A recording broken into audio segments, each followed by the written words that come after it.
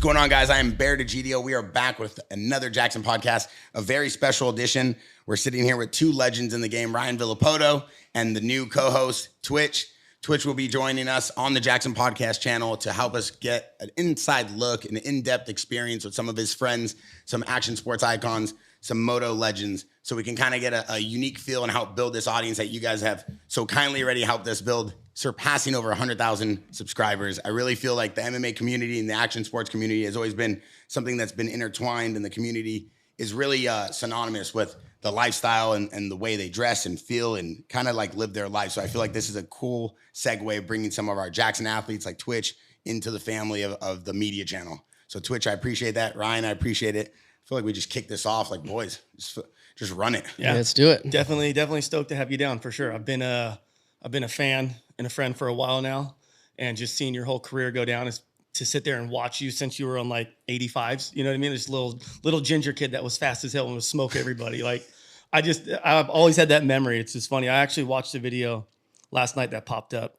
You were battling, or you were actually just messing around with Malcolm McCassie. Oh yeah. I was just like, dude, I'm like, that's so funny. I'm like, that was so long ago. What was that, Gramageddon or something? Yeah. Mini Warriors, old video. And that was a good thing about Malcolm, is he always knew all the young kids that were going to be badasses, and he would always like put himself around them. You know what I mean? Like he was always good at spotting that. He's doing it again now. Yeah, he is with this whole new brand. Yeah, Mended, I think. Yeah, it's cool. I saw he started making gear. I seen hats, underwear, so it's cool to see him pop back in the scene, because I didn't see him for a while. Yeah, it was been gone for a little, not gone, but yeah, out of that kind of out of that industry for a little while. Yeah, it's a unique space, though. I mean, the guy. It is for the audience that doesn't know. Malcolm was the founder of Ethica and built one of the coolest underwear brands in the game. Yeah, dude, he had stickers like maybe 10 years before there was ever even a underwear. Easily, the first one. Yeah, I can remember running the sticker. He goes, "Here, put the sticker on your visor." I'm like, "Well, what is it?" I'm like 12. It's my underwear company. Well, where's the underwear? I got stickers right now.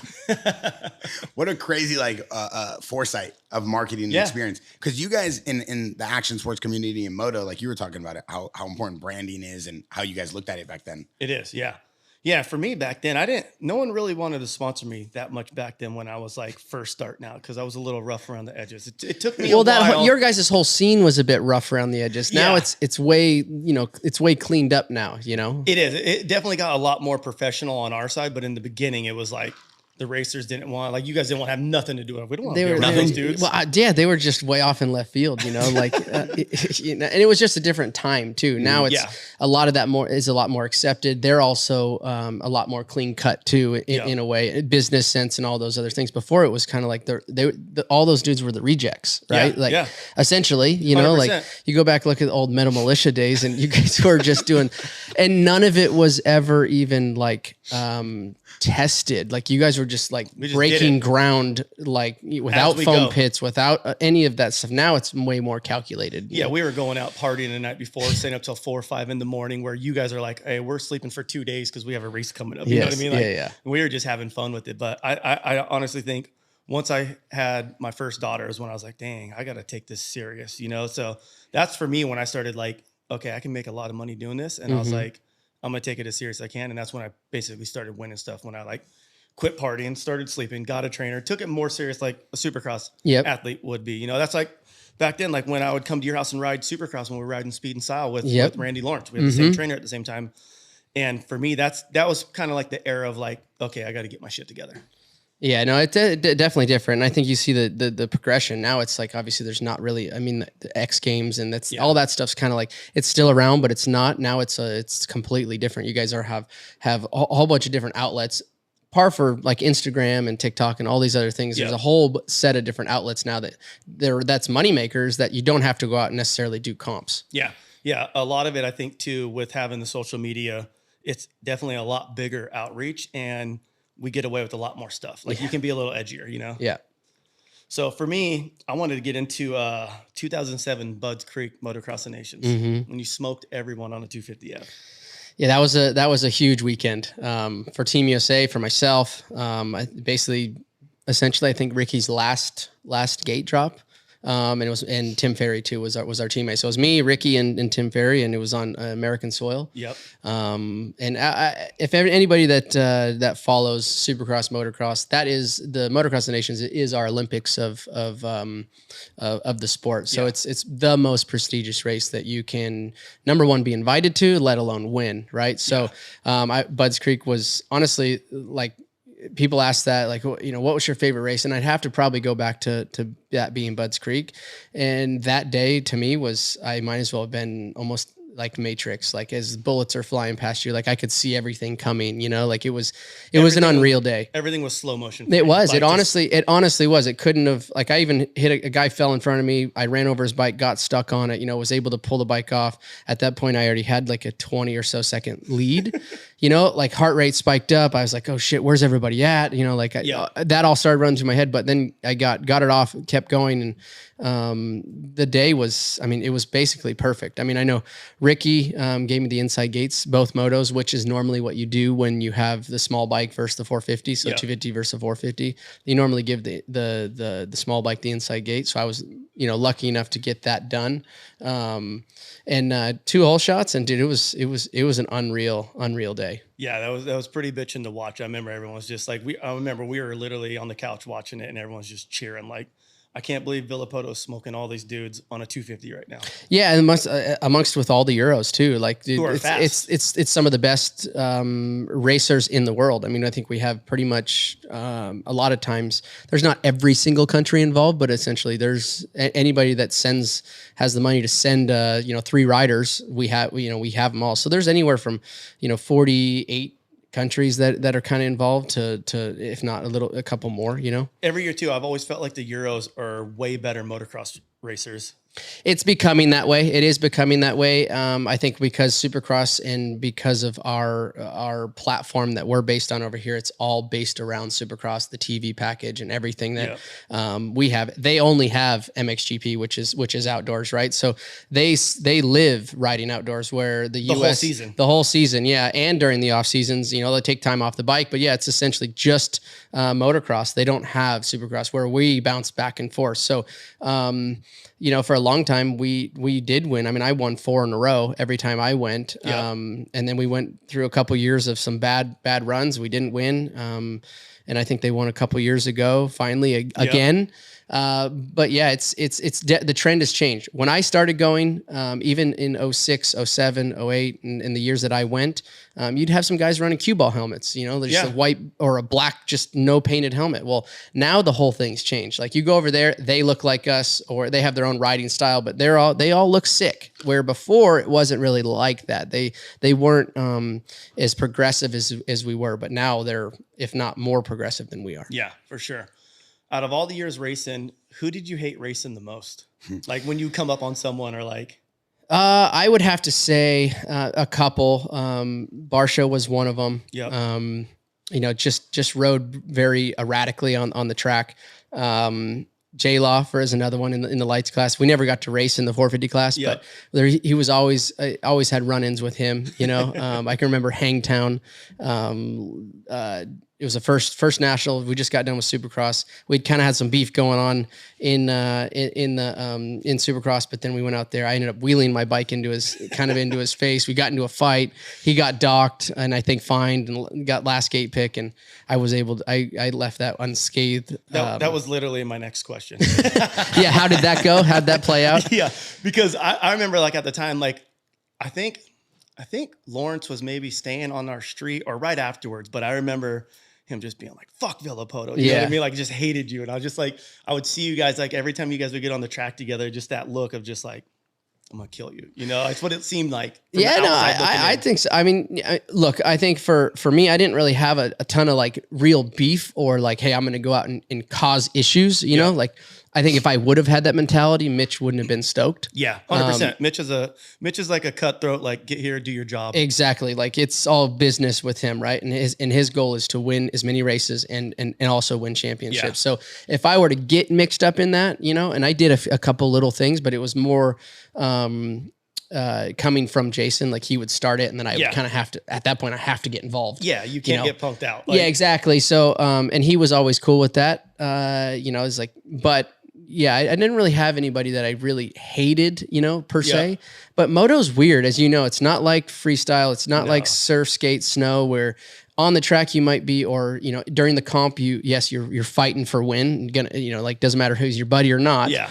But afterwards you come off the track, you guys are come off the slopes or whatever it is. You come off and you're like kind of boys. Yeah. Moto's not like that, dude. No. You go down onto the floor of a Supercross, it's like you barely look at the dude. Yeah, that was the thing too. Like it's more like, I guess, would be like boxing or MMA. Yeah. Well, a lot of the surfers are like that too. Like really? Surf their break. Like a lot of, if they don't like you, what I mean. And all those dudes train jiu-jitsu and MMA. Like, so they're all like gnarly fighters. Yeah. But like moto, I always felt like freestyle, there was like always a couple guys that like I didn't really like. Yeah. But there was so many of us that would practice together every day, like me, Nate Adams, Trevor Vines, Clifford, like the whole militia. Like, so we would always be helping each other and giving each other tips.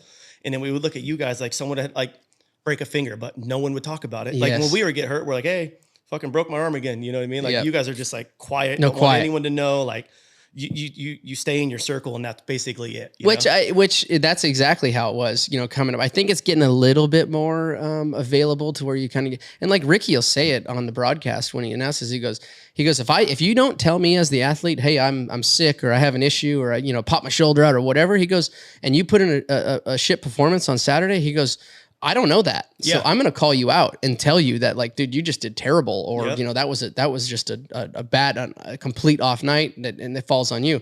But if you give you the information, then I'd be like, hey, he put in actually a pretty strong performance with an issue, with a broken finger or a hurt shoulder or whatever, that's where I think it's different. It is starting to change. But yeah, to your point is like, we would keep everything secret, sick, everything you had, just keep it under wraps. Cause we didn't want to give the next competitor, an angle on us. Yeah, exactly. Which I used to be like, oh, that's stupid. But like when I actually sat back and thought about it, I'm like, I get it. You don't want anyone having an upper hand on you or knowing anything. And I think that started kind of with Ricky, cause you had like the early late 90s of like MC and all of those dudes come up and they all kind of partied and hung out and did the deal. And then when Ricky started and changed it with Alden, it was just business. It was like, bam, it became a business and it became like, essentially racing the Tour de France. Like we're training, riding, and that's what it is. Which worked for him. It did. And it worked for me and it works for a lot of guys, but you got to have fucking thick skin. Was that like the transition point where they became athletes? Is that where you feel like that's where they started considering themselves like full athletes? They were always considered athletes, I think, from everyone's eyes. But I think then when Alden came in, it was just like, this is the program that's going to win. Because who was he with before? He was with the first in the moto was Ricky. The first one. Yes. But before that, he was with road bike dudes, right? Oh yeah. He was himself. He used to race cross country, mountain bikes and things like that. And I think he might have worked with some pedal bike guys. Yeah. But essentially, he came over, and that's where he kind of that's where he started his career, was with RC. And instantly, who better to start it with? It was literally just like, it worked out perfect for him. It did. And I had a chance to hire him too after James had basically fired him, or they were parting ways, and it was either going to be me or Dunge. Yeah. And it was like a lot of money to hire him. It was like, I paid him $300,000 for the year. No way. Yeah. To be just to be my guy. Right. When you were on lights still? No, that was 2010, I think. First year is when I hired him. After I blew my tib, fib, and ankle all apart. Yep. I was laid up on the couch, and Paggio called me from Oakley. He goes, "Hey, James just let Alden go." He goes, "I'm giving you the inside line now," and I already knew it was going to be me or Dunge. Yeah. But I also knew Dunge wasn't. I knew it was going to be hard for him to part with that much money. Yeah. I just know the way he thinks and how he just, that's crazy. Runs himself, and for me, I was just like, okay, well, what's it going to be? I knew I could win. I'd already won, I think, races prior to that. So I already knew I could win. Yeah. And I just figured, dude, I make $100,000 a night, if not more. I got to win 3 races and I pay him off. Exactly. You're like, I can do that. No problem. And there's 17 races in Supercross and there's 12 outdoors. So, it's pretty easy to do the math. That's how you justify it. That's how I justify it. Yeah. That's a nice business mathematical. Dude, it is put together. Like 100%. Like even when I would go buy a dozer, right? Like I can buy a brand new dozer when I was racing, 120,000 or whatever. But I found myself a nice used one with low hours on it. Oh, that's a heat race win. It was $60,000. And I said, well, if I win tonight, I'm going to buy it on Monday. Yeah. And that's what I did. Like I could have bought 3 of them throughout, what it doesn't matter, but that was my carrot essentially. Yeah. It's good. It's smart. You have the same approach? No, I grew up with nothing. So when I started making money, I spent everything. I had fun, and all my buddies around me had fun. So that's cool. That's good. I mean, it's just different. You know, I think like listening to that and seeing all of, even seeing how the guys are kind of racing and doing things differently than when I did it. I look back and I should have tried to have more fun. Yeah. And do, you know, maybe spend a little more money here or there or whatever, just to kind of keep me rolling, keep me going for a longer career. Yep. But I also look at it too. I was like a one-track mind. Like I couldn't go out and race Saturday night, fly home Sunday morning early. You know, and a lot of times we were East Coast in Florida, outside Orlando. So some of the flights were only an hour 30. So we were home like right away. Yeah. You know, I see these guys going out on the boat on Sunday. Well, I couldn't do that because I couldn't be ready for Monday. Like I woke up hungover without having beers, meaning I was just tired. Like, yeah, dude, it's a long. Supercross is a long day outdoors. It's a long day. You know what I mean? Like you're drained. So I'm jealous of some of these guys that can do it. Like Kenny, for a perfect example, Kenny. I saw you talking about that not long ago. And my question was going to be like, do you think if you would have had more fun while you were racing, like you would have raced a couple of years more? I think I needed to switch teams.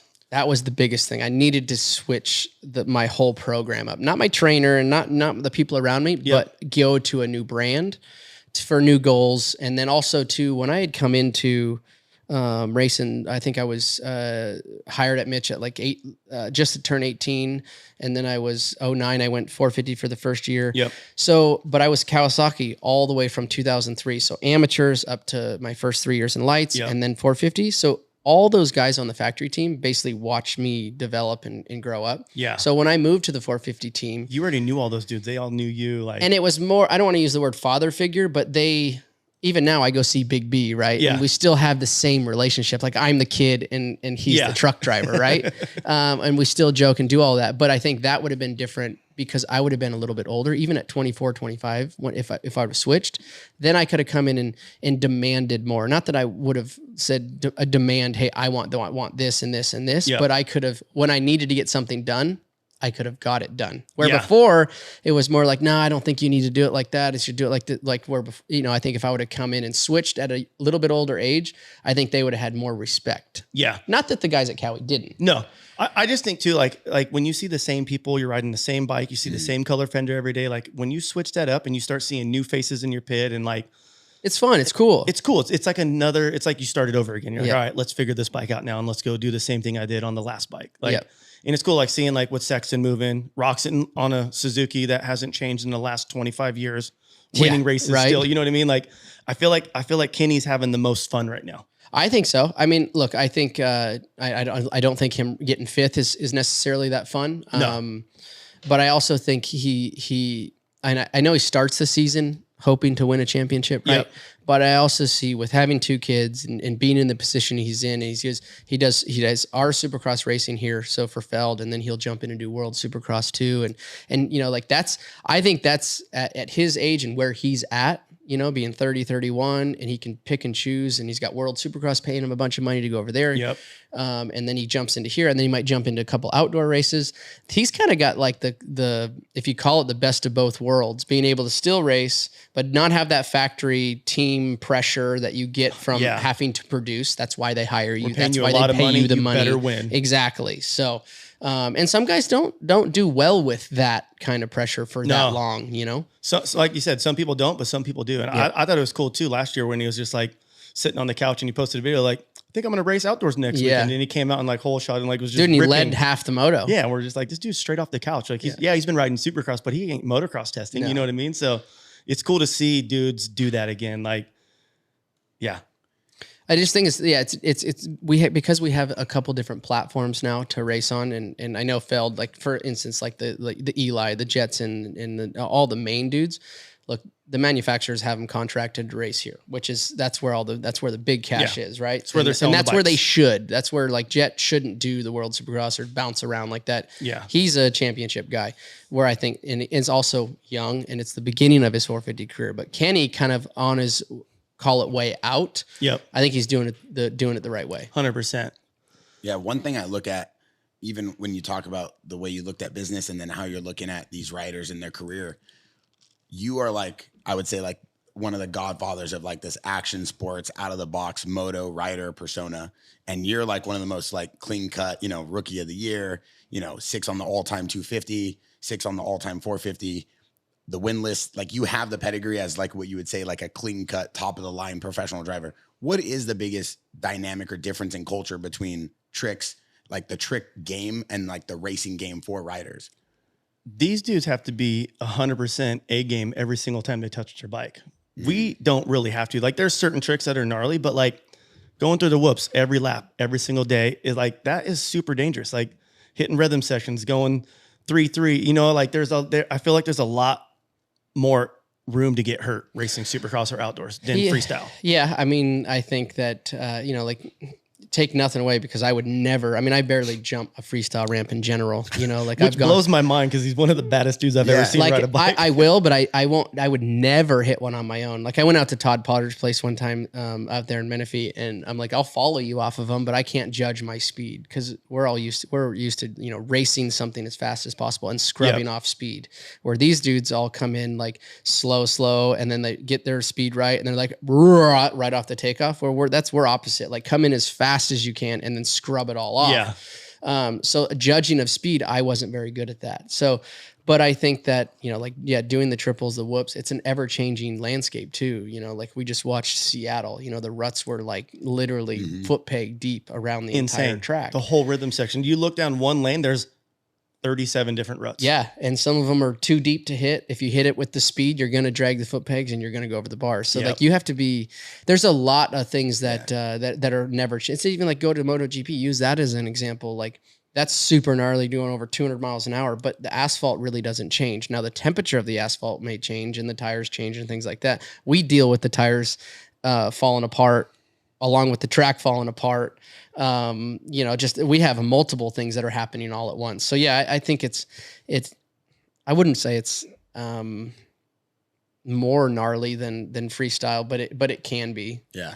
I feel like when freestyle crashes happen, it's pretty gnarly crashes, but a lot of these dudes crashes are like high speed, or like when they like, say you get kicked over the bars, you're going face first into another face that's just coming to a dead stop, where we just like tumble and roll depending on the circumstances. There's not a jump after it. So you're going freestyle ramp to freestyle ramp and it's really close. Yeah. You know? So it's like from us always looking in, we're like, dude, these dudes are bad. Like they're gnarly. Like I watch Supercross and Motocross every single weekend I can. Like growing up as a little kid, my deal was I want to be like Jeremy McGrath. I'm going to race Supercross. And then somehow I just ended up riding freestyle and running into Brian Manley and Milo Myers at the time. And they're like, hey, we're going to do freestyle. We'll pay you $300 a month to run SMP. And I'm like, told my dad, he went down home, tore every track down and built me jumps. And I just started jumping. Really? Yeah. It was like the most fun I ever had. Like my whole career has just been fun. You know, there was times where I got off track and did some stupid shit, but I feel like being a kid who's making money, figuring life out. Yeah, no, that's completely opposite of us. Like, you know, look at the Loretta's kids, and it's even evolved so much from when I came up. I'm 35 now. It's gnarly. Like these kids that are on 50s right now that are 8 years old. With a semi. They already have, the parents or, you know, the manufacturers, they already have the eye on this kid at 8 years old, and they're going to bring him up and groom him to be that next, you know, Jet Lawrence or Jeremy McGrath or Ryan Villopoto. So they already have like a plan for them. So essentially, like even though they're not getting paid, they still have the same as a little kid. You know, like I have 7-year-old kids now, and they're twin boys, and it's like I would do it a little bit differently because I've lived it and been there. Yeah. But some of these guys that haven't, and these parents that are like, these kids essentially have been pros from 8 years old. Yeah. So before they've even collected a real paycheck to themselves, essentially at 16 is when you can turn pro. They've already been pro for like 12, 13, 14, 15 years, you know, on the way up, because they've dealt with the winning and the losing of the pressure and showing up and having a shitty race at Loretta's and losing a title or a bike breaking. They deal with all of that at a young age, where we deal with it essentially also once you turn pro, you deal with the same thing. What age did you start making money racing? I started getting paid, I believe, like, not under the table, but essentially it would go for, hey, here's money for fuel and parts and things like that and bikes. I would say around 13, 14 was when I got picked up I went from Yamaha to Team Green in 2003, I think was my first year for Team Green. It's crazy hearing some of the amateur deals that kids are getting nowadays where you're like, dang, already? Like, that's pretty good, Yeah. So, oh, like you said, they've had their eye on them since they were 8 years old. They know this is going to be the next prodigy. Like, we better start investing now before somebody else does and takes them away from us. But I also think too, it's you got to be careful. You see a lot of these kids getting burnt out really early, or turning pro, and then they're just flat. They don't have any of that. It's basically their cherry got popped so early. They already peaked. And that's something that I think that and that doesn't happen to everybody, but you can see it every now and then. It's like this kid, he's already got all the free shit. He's getting paid. He's got the big rig. Like there's nothing to look forward to. Like when I turned pro, like I went to Loretta's right before, and I can remember riding my Loretta's bike, and I was like, oh, this thing's pretty good. And then right after that, I went to Glen Helen. I flew back to California, went to Glen Helen, and I got to ride the race bike for Mitch. Factory brakes. It was a full factory motorcycle that Mitch built, and it was substantially, night and day different and better than what I was riding. Like I think I went out, first lap crashed because of the power of the front brake. Yeah. Because it's a factory brake. And I'm like, dude, I've been having to squeeze my production bike, the front brake really, really hard. Well, you get on this one, you barely touch it. And it's just like, I crashed. How was that transition going from amateur to like straight factory ride? It actually went really well for me. Some guys it doesn't. I don't know why I progressed or why it progressed so quickly. I had enough to go racing. I didn't have the best equipment. I didn't have, the best rig or this or that. I had to work for it. My dad built houses. That's what he did. He was a spec builder up in Washington, and every dime he made went into racing. And I can remember him now, telling me, he goes, I can fucking sell everything and we can have a boat and I'll have a new car and mom will have a new truck or whatever. And we'll have all this shit and we can go do a lot of cool stuff.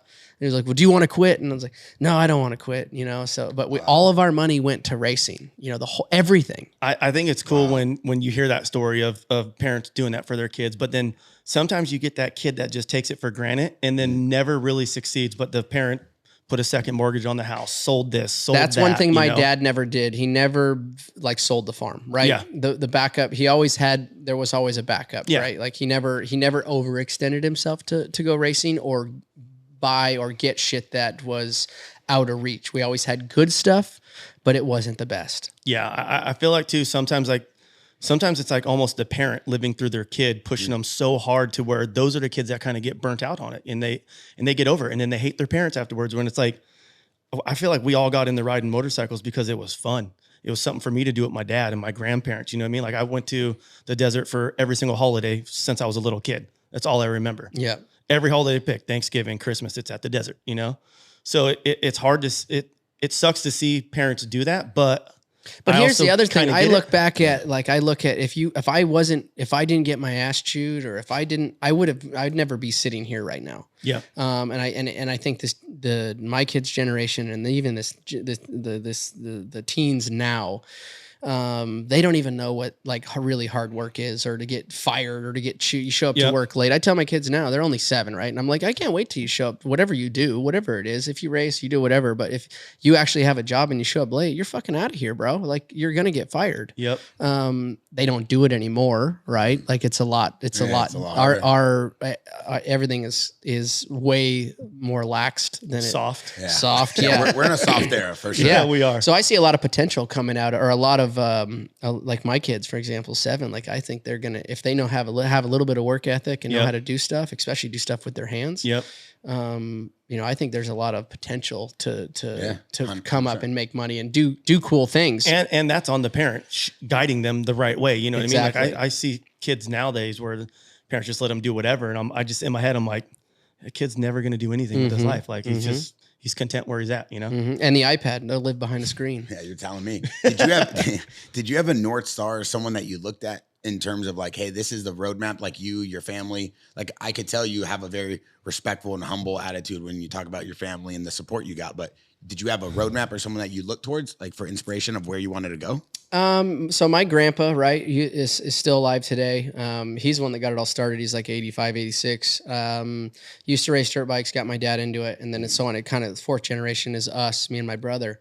Being that we were based in Washington State, there wasn't a lot, it wasn't like Southern California, right? Where you could just go to the local track and you could find either a trainer or get to watch MC or this guy, whoever's riding. Like later in my early teens, 14, 15, we would come down here and ride 12, 13, 14, and we could see some of that stuff. Yeah. But no, it's basically my mom and dad, my dad knew what it took to do it. He was a logger. He hardworking. He man. was, the shit they came up and did and grew up, how they did it was real man shit, you know? So he knew what it take to do that. And he was actually a local pro at one time, when he raced. So, and he did it while working, right? So he knew what it took to do it. Now he didn't have all the answers. And that's where I think, especially when we started butting heads like teenagers do, like, I'm not listening to my dad. Yeah. My dad went and hired Randy Lawrence, right? And then he knew how to get to you. Yes. So my dad would go through, Randy, I need you to tell him to do this. And then Randy would come over here and tell me to do this. And I didn't know, I knew that they would talk and whatever else. But essentially what he wanted done, he would pass to Randy and Randy would execute it. It's funny because my wife used to do the same thing with when I was training with Randy. Hey, tell him he looked really good out there today. Like he when he gets compliments, he rides way better. She'd be like, Randy, tell him this, tell him that. And I was just like, you really used to do that? She's like, every weekend you had a contest. I'm like, damn. Huh. So I didn't really look good. I just mentally felt good because he told me I looked good. Yeah. So I mean, so roadmap. Yeah. I mean, I think a lot of it now when the question you just asked about roadmap, everything's so readily available through Instagram or training facilities, or you see it all. You see it all, right? When I came up, there was none of that, right? It was. You had zero social media, right? When you started? I think. Yeah. When did 06 come, or when did Instagram essentially pop up? 06, I think 05? the main thing was like on Facebook when you didn't need the email anymore. You didn't need like a college email. You could make your own, and then everybody transitioned from MySpace to Facebook. That was like my freshman year of high school. I was like 2005. Exactly. So 05, 06 was kind of like, and then Instagram was kind of born out of that, right? I was already pro at that point. Yeah. So the roadmap to there. You already did all the work. The work was already done, and it was done basically sight unseen. You didn't really know. You just thought you were doing what was appropriate. Yeah. You gave an interesting perspective about social media when you were talking with Shex. Yeah. But in terms of you and coming from someone who's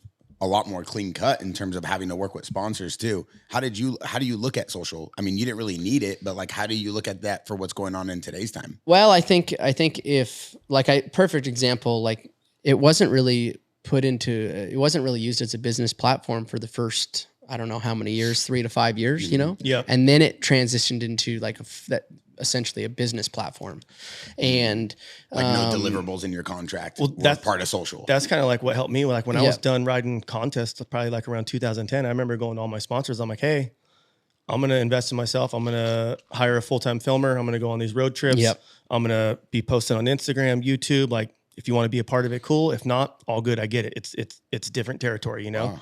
And all my sponsors stuck with me, and I got to make a living going out and having fun every day on my bike, just riding in the hills, shoveling stuff, messing with my buddies, throwing up funny clips. Yeah. And it was my job. Yeah. So that, for example, like Jet, being that Instagram's, I'm using him, Jet Lawrence as an example, like that being a platform now, he's 18. It was the business side of Instagram's already been around for many, many, many years. Yeah. So, when you got the Jetson code drops and you got, all these people kind of collabs coming in, now that wasn't around when I was around, like it's even like, hey, let's do RV t-shirts. When you were at Volcom, I remember. Exactly. Yeah. Exactly. If that would have been, if we knew what we knew about Instagram and marketing and everything, how they could have leveraged all of that in my career. Wow. Like, I might have a brand even still sustaining today if it's clothing or whatever the 100%. Case may be. I just caught the wave was already it already had beached, right? It was it was coming back into the water.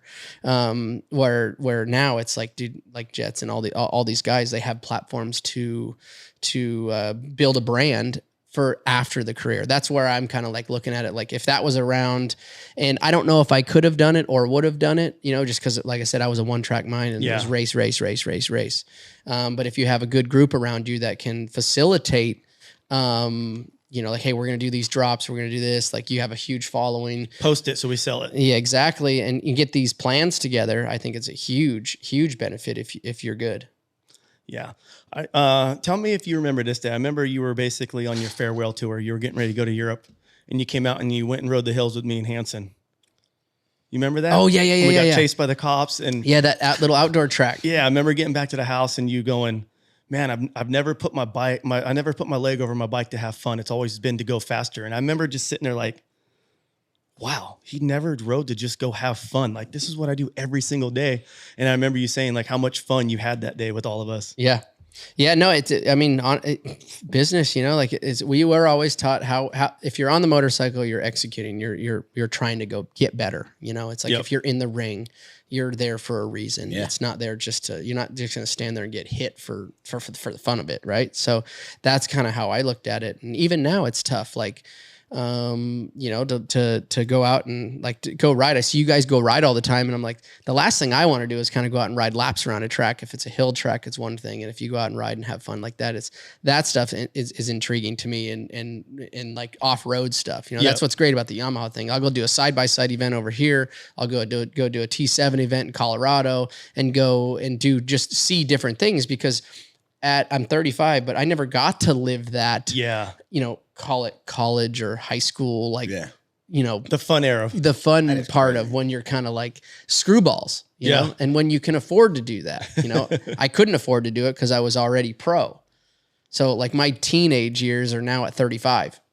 So crazy to look at the career though, like the trajectory. Cause most people, like you said, like you're like built in, like you are literally, you're there to race, you're there to win and nothing else. It really, I can't say it for you, but it feels like you didn't get the experience of like living in that moment for a second. No, not at all.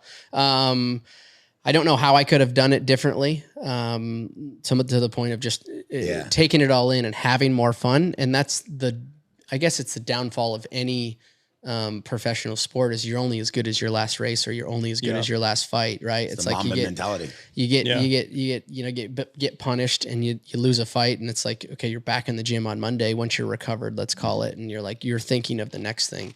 Or if you won a fight or you won a Supercross, it's like, okay, well, Monday everything got erased what just happened on Saturday because there's 17 in a row. Yeah, it's a new week. And then if it's, you might win round one, round two you lose. Well, they're all talking about who won round two, not round one, right? So it's like you have such a short time to be able to reflect on that. And that's kind of the downfall, I think. But like I said, there's a lot of guys doing it better now.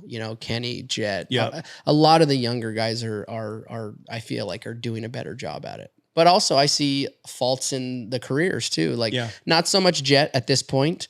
But like, I see inconsistency in the racers. Mm-hmm. You go back and look at pull just 17 rounds of myself and Dunge. We might be off the podium once. Yeah. 1 year I won 11 races.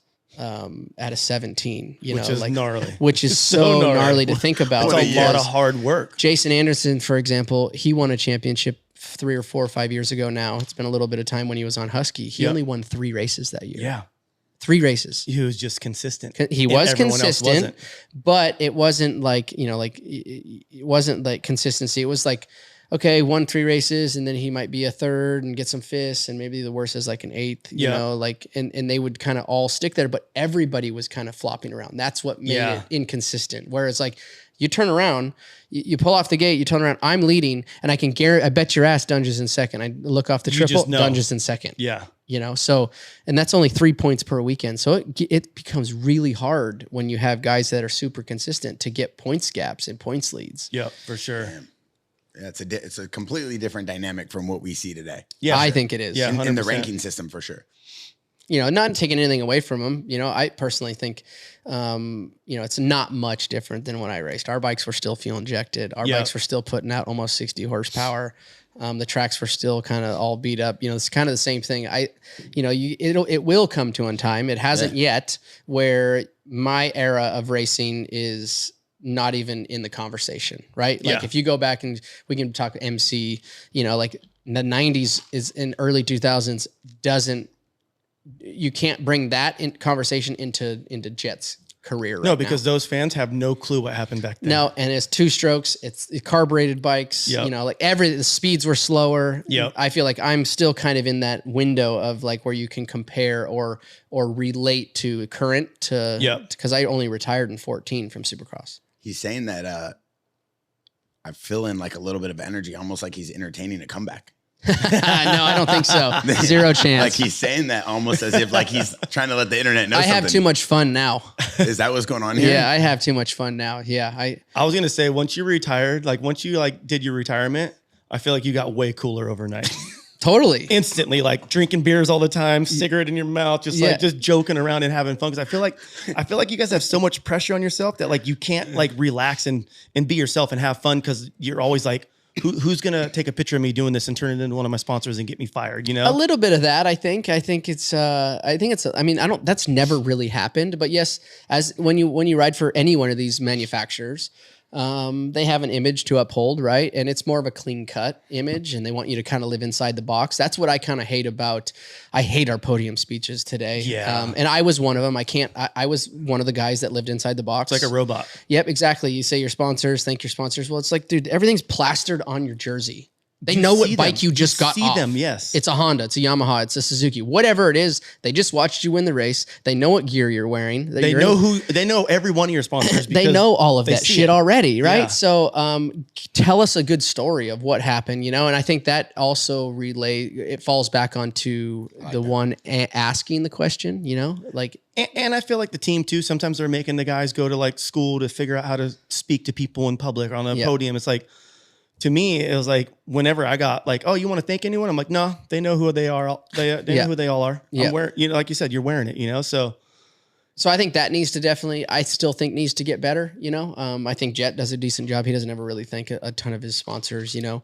Cooper Webb's this last week was the best. Like he said, my arms were so harder than morning wood. Like you would never hear that on a podium in your era. I heard he was going to get his hand slapped for that is what I heard. I love when after the weekend, he'll post like a dump of like 10 photos and it'll be like his fine from the weekend, his trophy from the weekend. Like just being himself. And I feel like when you have more of a personality and you show it, you gain way more fans because you're more relatable. Look at AP, for example. Like, you know, probably the most marketable dude in Supercross motocross. 100%. And I said that, like, I'm like, yeah, is he a true cowboy? I mean, I guarantee you he's playing up that a little bit. Yeah. But that is who he is. He's a free rolling, you know, like wears the cowboy hat, really he's a cool guy like that. And that's what I think, you know, he's creating a brand for himself right 100%. Now with that. We do all of his merch. And yes, I've seen. Yeah, every weekend, or if he's winning a heat race, boom, bunch of sales come in. If he wins the main, if he crashes, bunch of sales. You know what I mean? Like depending on what he says on the podium. Exactly. He's so relatable to so many different people,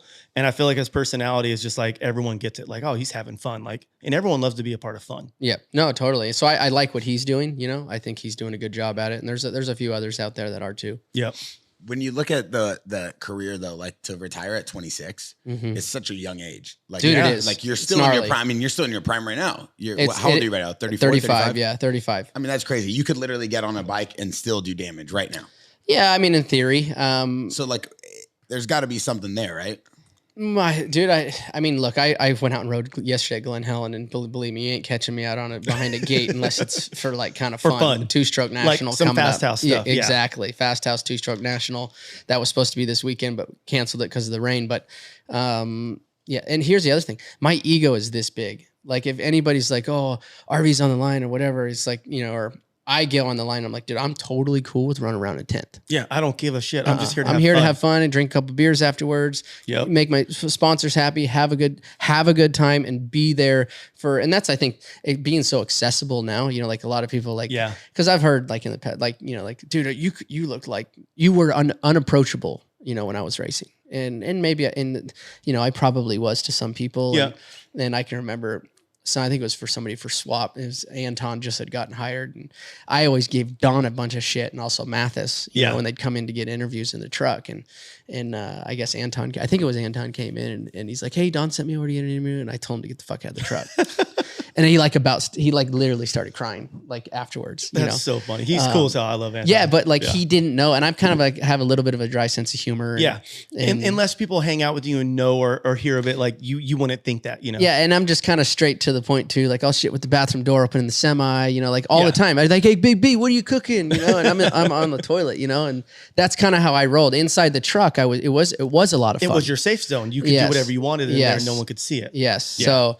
But no, I definitely can't come back and race, and you know, other than for fun. It's crazy to me too, because like you see dudes like you retire so early, and then you see them like done coming back. Like I feel like sometimes when you retire too early, it's like you almost miss it. It's hard, dude. You know, I mean, it honestly, like, I still struggle with certain days. You know, just being bored. Yeah. You know, you're so used to working your ass off and reaping the benefits on the weekend and holding the trophy up. Like, yep. And then it's like, drop the kids out at school, 8:30. So from 8:30 to 3, you know, it's like, you know, like, what do I do? You know, it's like, okay, fuck, I'm going to start a business. Well, that just, you know, how do you start a business in today's world?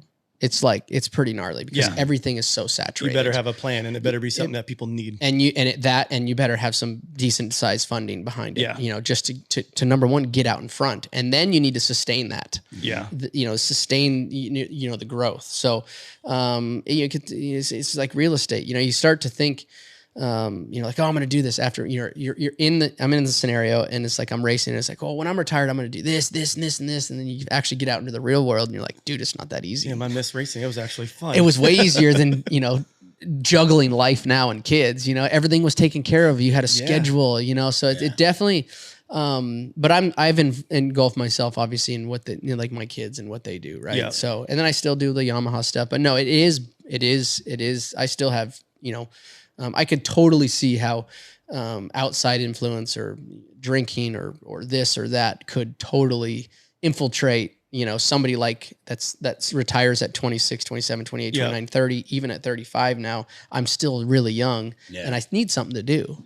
It's cool though to see, because like you did a good job of like letting that go. Like you said, when you're on the line now, your ego's this big. You're like, I don't care if this intermediate kid or expert kid smokes me right now. Like I'm here to have fun. And I feel like it's hard for a lot of athletes to like let that guard down and let that actually happen. Cause that's kind of like how I am, where people are like, oh, you're going to ride a contest? I'm like, fuck, no, I ain't right. I'm 42, bro. Yeah. I've already lived that dream. Like, I'm just having fun. Like Vicky, Taka, like all those dudes, they ride my house every single day. And like certain days I'll be like, I ain't riding. And certain days I'll wake up and I'm like, damn, they're having fun. I'm gonna go have some fun right now. And I'll go down, ride a little bit, go to the shop, pack orders, like go pick up the kids from school, take them to golf. Like I make myself have fun with everything that I do. And now like when I throw my leg over my bike, it's literally because I want to do it and I want to have fun. Yeah. What was the relationship with you guys like growing up? I know you had a lot of different unique times in your career where you came into being a different person and kind of, you know, transforming your career. But what was the relationship in terms of you guys like as friends? Our Randy Lawrence, like he was training him and Nick Way and I think Weimer at the time. Yep. And that's kind of like when I started taking it serious and I wanted to ride, we got speed and style. And I always loved riding Supercross. Like anytime I had a chance to jump on someone's Supercross track or moto, like I always loved doing it. So I remember we rented out Chatfield's track that one year and I would go out there and ride with them like 2-3 days a week, you know? So, and that's kind of like how I got to know RV right here. Yeah. And then it's also too, like I can go at Randy's cabinets, right? Like even before, like I think speed and style, like Twitch brought up my brother. You know, my brother used to race. Well, we had this dude buddy in Menifee that had like a gnarly pit bike track out in front, and we'd have all the freestyle guys would be over, and then you'd have a bunch of moto guys come over, and we had like this full pit bike deal. But so back then, everybody kind of lived pretty close together. Yeah, you know, and everyone was in like Menifee. You guys would ride down the street. Yeah, we would ride there from our house. Like, yeah, like it was. I mean, I think you can still do it now. Yeah, but everything. I mean, like you would literally ride your bike to the track. Yeah, well, it was like a track in somebody's yard, you know. Oh, got it. But like we would just take streets, cross the main road, take back road. And it's still kind of like that, but it's definitely way more built up. Like if you go back and think about it. It's crazy. Over by your old house by Roncadas and all that now, it's like houses everywhere, grocery stores. I'm like, wow, this is so different. And it really wasn't that long ago. Can you imagine what it was like even before we kind of like started riding there? And all them were staying in Canyon Lake. Like that was all riding areas to them. All like, of it, yeah. All the old crusty videos, Triple X, like even Metzger's house right behind Canyon Lake. Like there was so many different spots out there. There's still a couple of the little ones, but I know it's not what it used to be anymore. And it's a bummer, you know, like, cause this used to be the Mecca. I was just talking to Mitch yesterday. I'm like, dude, what are you going to do with the race team? You know, like he goes, I don't know. Like either I need to find a piece of property here that I can do, but that's not 2 hours out from the shop. Yeah. Or we have to go move somewhere, like this used to be the place to be. Now it's like you see like Yamaha, Star, they're back. They're at the place to be now is Texas East. Yeah. With a lot of travel too. Cause like you're pretty central right there for like all the dudes want to get home as quick as they can after the races to recover. What do you get? 1 day off? 1 day off. Yeah. And it's not even a day off. It's a travel day. And then we'd have to, when I was training, we had to do a 25-minute run. When you got home? Yeah, I got home. Yeah, like you don't even get to like just chill and like, fuck yeah, I won last night. You're like, nope, I'm chilling. Keep the I blood go on moving. a run. Like, yeah, like that's tough. As you look at, like, you talk about even teams, like riding for different teams, what's the behind the scenes of that? Like having to learn a new bike or switching teams with new ownership. Is that hard? Was that difficult? Or dude, that's a question I can't really answer because I never left. Yeah. No, now you have a different bike, right? I'm on a Yamaha now, but I'm more with the marketing side of it, right? So like, and also like, I'll sign a bike out at a Yamaha and go ride it, and I won't even half the time put bars on it. But coming from where you're racing competitively and now you're doing it for fun, the bikes are so good right now. Yeah. Like you literally ride can it take stock. it off the showroom floor and ride it. Where before you could not do that. Got it. Like when I just did my Yamaha deal, like right away, I literally the only thing I did is put handlebars on it. Yep. It's that ready to rock. Yeah. They're really, it's come a long ways. All the bikes are pretty competitive right now. So in the days of you at the height of winning, did you really have to sit there and really like finesse this thing to be the beast that it was? The Kawasaki, like what was it? Like 13, 12, 13, 14, like that bike. Yeah. we cut the subframe quite a bit to You're lower it down. also a short dude. I was shorter. Yeah. So like I did a couple things to the motorcycle. But now it's like no longer of the cutting of the subframe and kind of getting the geometry of what you kind of like, what feels right underneath of you.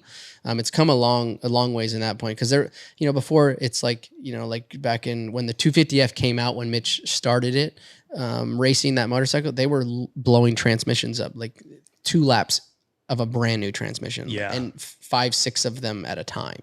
It's bad sometimes when like motor builders change parts. Like I remember there was faulty parts coming for a while or like bad gas, like just, and you see some dudes make a switch from like a Japanese bike to like an Austrian bike. And sometimes they gel with it and then sometimes they don't. It's like a completely different motorcycle for them, So it's definitely hard to adapt, but sometimes, like you said, like sometimes it's easy.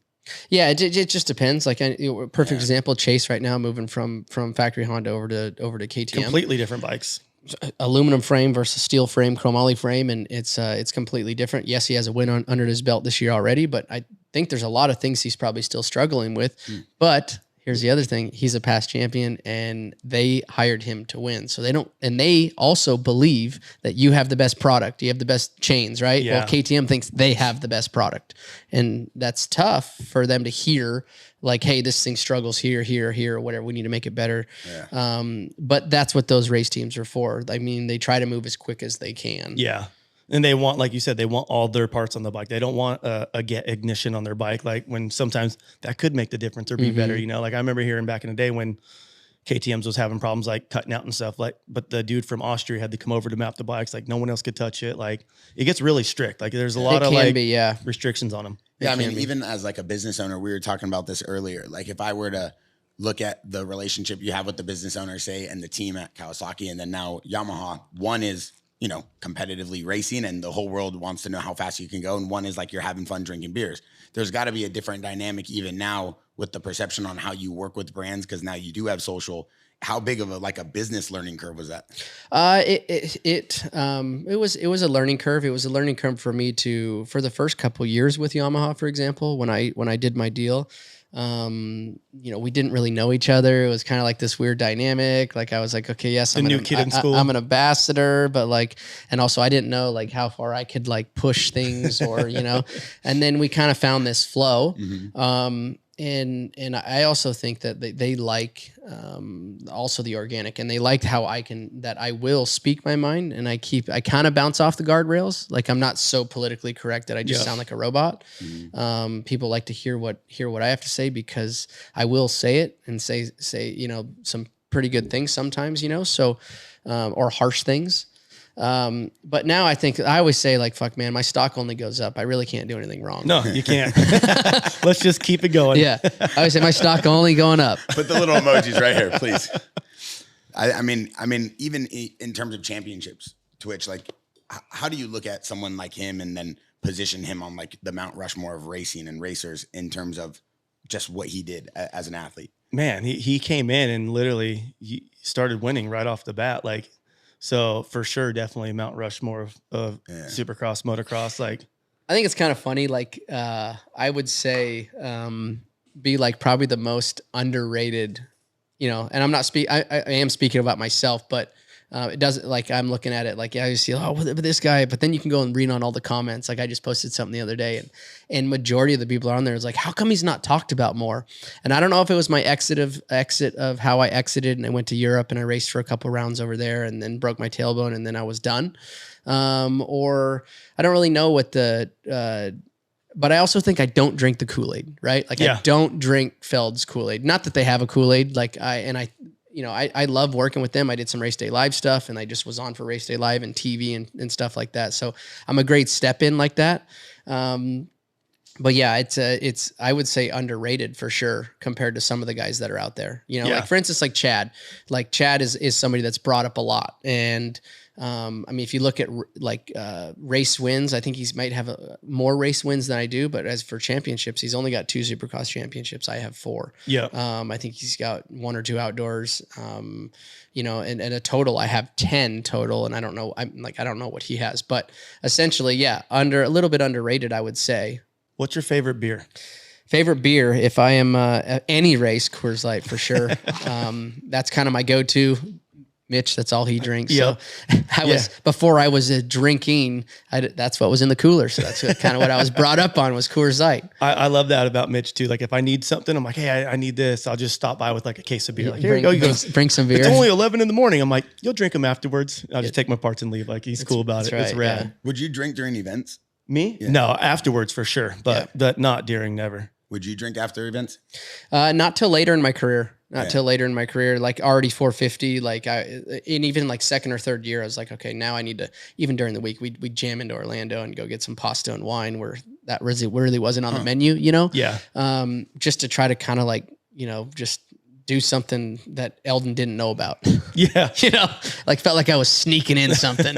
Wine. Just make me felt better. Wine, yeah. It made me feel better. Yeah. Cause on your guys' like, you couldn't eat pasta, right? Or not supposed to. Wine. Yeah. No, not a lot of red meat. Yeah. There's certain, like, dude, they had like full meals. Like this is what you eat. This is what no, you don't no eat. table bread. No cheese, no red meat. Wait, what? Who said you can't have table bread? Alden, he's gnarly, dude. Yeah. What? Yeah. Just trying to stay lean. Like I'm running around right now, like 180 ish right now. Well, when I was racing, I was like, the lowest I got was 148. Dang. On a 450. Yeah. Wow. That's and like then I felt good at like 150. Like the best was 153. Yep. That's crazy. No table bread. I'd lose my mind. Dude, cheese, like certain things. Like I remember Roxon would sneak out to go get ice cream. He's like, I'm going to get ice cream. Like, I don't care. Like, yeah. Oh, it's that gnarly, huh? Yeah. It is. And I think a lot of it's just to get the rider to just understand, like, hey, you know, like shock him. Right. Yeah. And then you can kind of introduce, like, that's like later, as I said, I would go to Orlando and grab some wine and pasta. Well, then you could reintroduce that stuff. You know, they almost like scare it out of you. But for it's a like, little it's bit. just like when you go put the bag on and you want to drop a bunch of weight. That's essentially what he was trying to do. And then just build that into, you know, the program. Yep. I love it. As we get ready to wrap up here, first of all, I want to say thank you. Obviously, Twitch, phenomenal. You know, kicking off this little mini 4-part series with a bang. One of the best to ever do it. Had to bring in RV for #1, dude. Yeah, the big time. Yeah, Twitch don't play. When he said you were coming in, I go, damn, all right, we're doing this for real. Yeah. So I appreciate that. Before I let you go, I want to know what is next for you, and what can like kind of the audience and the people who are watching this JAXXON podcast see yeah, just stay tuned. Obviously, with the Instagram on my page, Ryan Villopoto. Be going to Austin MotoGP. You going? Maybe. Maybe. Okay. Yeah. So I'm in for that this year. Motocross of Nations, I think I might be going to. And then some trips on Colorado with some T7 side-by-side stuff, Blue Crew events that Yamaha, that's the amateur side of Yamaha. So I'm busy this summer, man. So just tune into the old Instagram page and the interwebs, and you'll check it out. I love it. And then Twitch, you have a big drop for a DBK coming out? Yeah, we actually are doing a bike giveaway for the month of April. Yeah, so we got another bike giveaway going. Those things do good. Nice. What do they got to do to win a bike? They just got to come to my website and buy some shit. That's it? Yeah, that's right. They don't got to race you or anything? Nothing. Everyone's in there to win. You buy a sticker. Just put that email in. I think the last dude won a bike and all he bought was a beanie for $15. No way. Yeah, second order. DBK second order with us ever. And spent $15 and won a brand new bike. The first time I ever rode a bike, just a quick story before we go. I think I've seen it here in the parking lot, huh? 30 seconds. I'm out here. I was on this thing. Twitch just built me this little pit bike thing. Yeah. Super fast. I'd never been on a bike. I'm scared of bikes.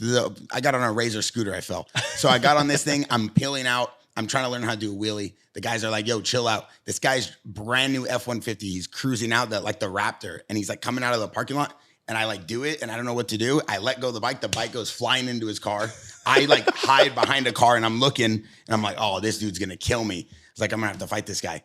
And then he gets out of the car. He goes, what happened? I go, nothing. He didn't even know that my bike ran into him. He has a huge dent in the back of his F-150. I go, you're good, bro. And then he's like, all right, cool. Thanks. Have a good day. And he just peels off. We never saw him again.